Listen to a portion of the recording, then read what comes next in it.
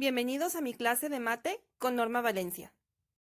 Hola, vamos a ver el resumen de Aprende en Casa 3, Matemáticas, segundo grado de secundaria, del lunes 22 de marzo al viernes 26 de marzo.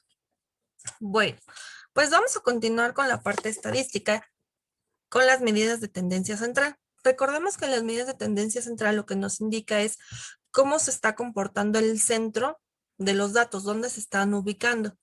Tenemos tres medidas de tendencia central que son la media, la mediana y la moda. Tengo aquí un ejemplo con este número de mediciones y la media también le conocemos como promedio.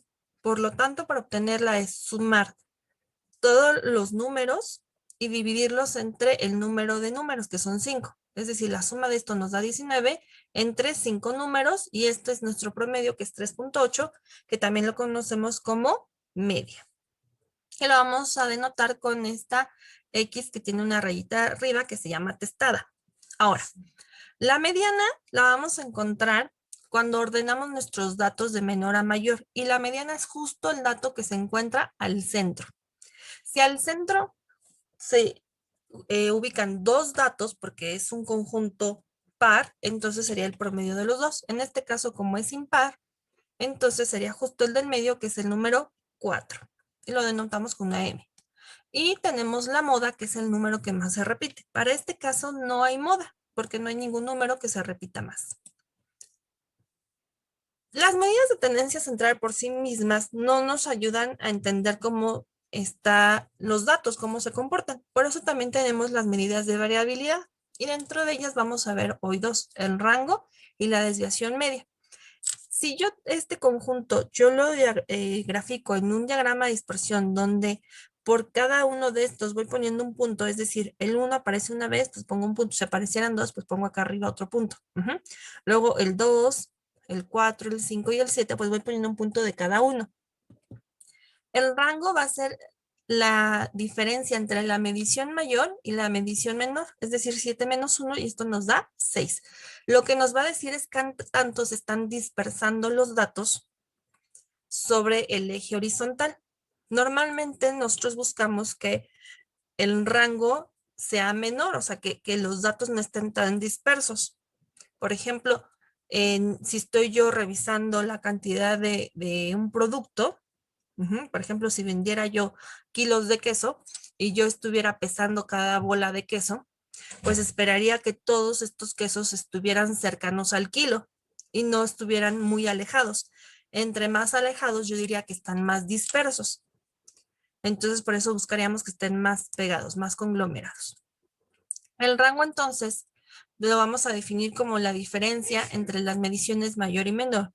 Pero el rango por sí solo tampoco nos va tampoco nos puede dar toda la información.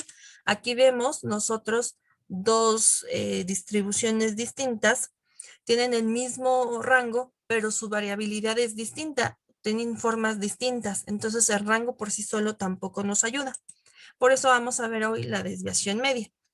Y entonces la desviación media lo que va a consistir es que yo voy a ver todos estos puntos, aquí estoy ubicando mi media, el promedio, y quiero saber qué tanto estos puntos se alejan del promedio, es decir, todas estas distancias que están de estos puntos alejadas del promedio. Por lo tanto, la desviación media, y lo que busco es el promedio de todas estas distancias. Entonces, la desviación media va a ser primero que a cada uno de estos datos le voy a restar el promedio, la media. Entonces, 5 menos 3.8 nos da 1.2, 7 menos 3.8 nos da 3.2, 1 menos 3.8 nos da menos 2.8, 2 menos 3.8 nos da menos 1.8 y 4 menos 3.8 nos da 0.2. Tengo números tanto positivos como negativos, por lo tanto, a la hora de que yo lo sumo, siempre me va a dar 0. Entonces, así como está, no me sirve.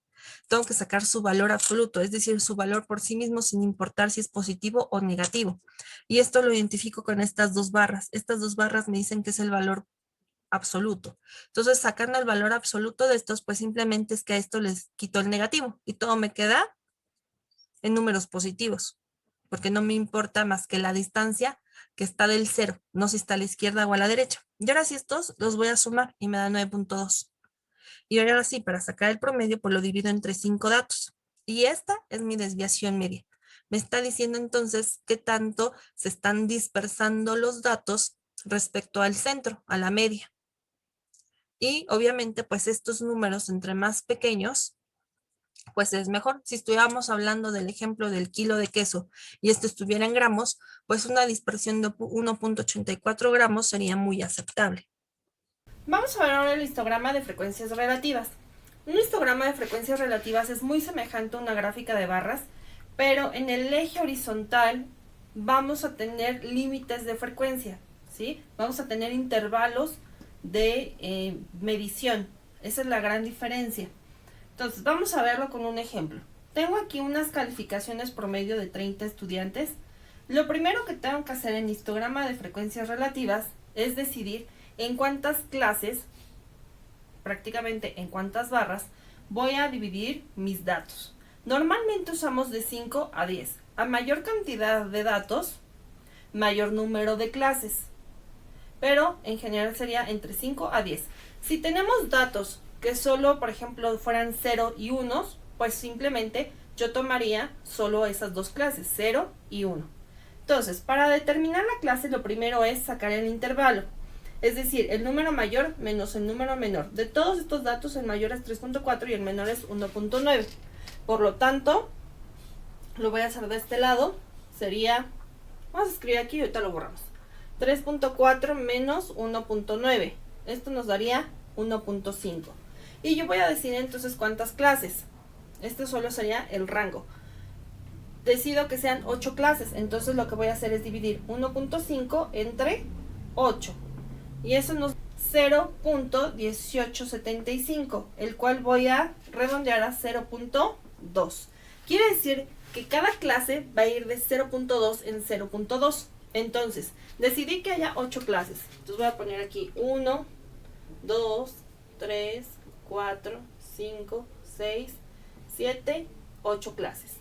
Mis límites de clase va a ir desde el más pequeño, que es 1.9, y va a ir de 0.2 en 0.2. Entonces sería de 1.9 a menor a 2.1. ¿Sí? Lo podemos ir colocando también en forma de intervalo y poner entonces que el valor sería de 1.9 a 2.1. ¿Sí? El 1.9 lo va a incluir, pero el 2.1 no. Por lo tanto, el siguiente renglón sería 2.1 a 2.3, 2.3 a 2.5, 2.5 a 2.7, el que sigue 2.7 a 2.9, 2.9 a 3.1, 3.1 a 3.3 y 3.3 a 3.5. Siempre tenemos que verificar que esté incluido el valor más grande en el último intervalo. Lo que sigue es hacer una cuenta e ir viendo cuántos datos caen en estos límites de frecuencia. Por ejemplo, el 2 caería aquí, entonces voy a ir haciendo una cuenta. 2.3 caería aquí, 2.9, 2.7 y así con cada uno. Termino de hacer mi cuenta y entonces tengo la frecuencia. Quiere decir que en el primer intervalo tengo 3, 3, 3, 7, 7, 4, 2 y 1. Y la frecuencia relativa sería cada uno de estos entre el total. El total sabemos que es 30. Entonces tendríamos 3 sobre 30, 3 sobre 30, 7 sobre 30. Lo puedo dejar en fracción, lo puedo pasar a decimal, lo podría poner en porcentaje también, pero así nos sirve en fracción. Y ahora vamos a construir un plano cartesiano, una gráfica para poner estos datos. Entonces marcamos nuestros ejes. En el eje horizontal vamos a tener la calificación promedio y en el vertical nuestra frecuencia relativa, que va de 1/30, 2/30 hasta 7/30, Y aquí vamos a tener los límites 1.9, 2.1, etc. Ahora lo que vamos a hacer es colocar las barras a la altura de la frecuencia relativa. Es decir, el primer límite va de 1.9 a 2.1, es decir, aquí. Y tiene una frecuencia de 3 centavos. Entonces vamos a marcar una barra a esa altura.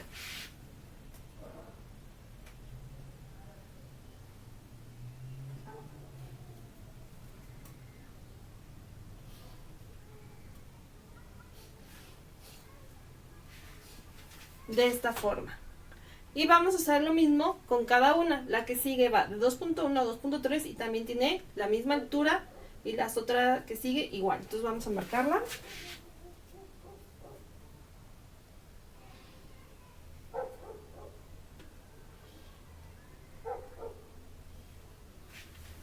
Y aquí tendríamos las primeras.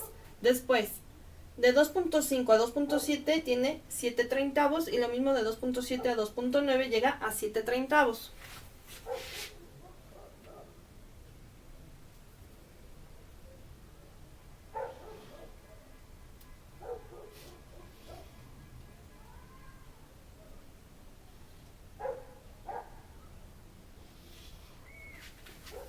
Nos quedaría de esta forma.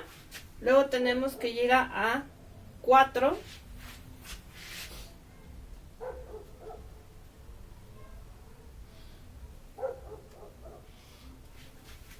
Así. Luego tenemos de 3.1 a 3.3 llega a 2 treintavos.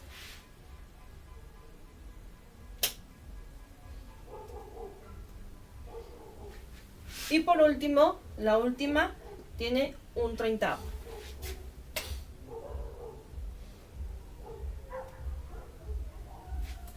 Quedando así nuestro histograma de frecuencias relativas.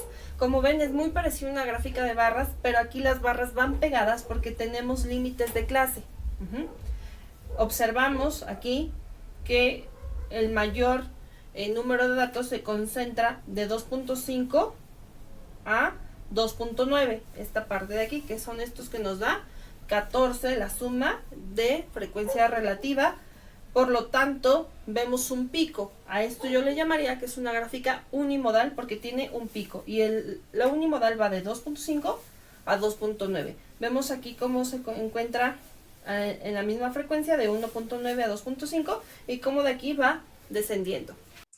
Por último, vamos a ver que el polígono de frecuencias relativas es cuando yo tengo mi gráfica. Por ejemplo, aquí tengo un histograma de frecuencias relativas, y lo que voy a hacer es colocar puntos arriba de la altura de cada una de estas barras que coincide con la frecuencia relativa. Y una vez que ya coloqué esos puntos, los voy a unir con líneas. Y entonces al momento que yo uno con líneas, pues ya puedo borrar las barras, y este sería nuestro polígono de frecuencias relativas. Es decir, nos va dando pues la figura tal cual de las frecuencias, ya sin barras, simplemente solo vemos el contorno. Y pues también es una forma muy útil de observar cómo se están comportando los datos, como por ejemplo de 20 a 23.5 es el mayor número de datos, mientras que 8.5 a 11.5 y el intervalo de 29.5 a 32.5 son los más bajos. Y bueno, pues espero que esto haya sido de utilidad. Este fue todo el resumen de la semana, y ya sabes, si te gustó, dale like, suscríbete, comparte y déjanos tus comentarios. Gracias.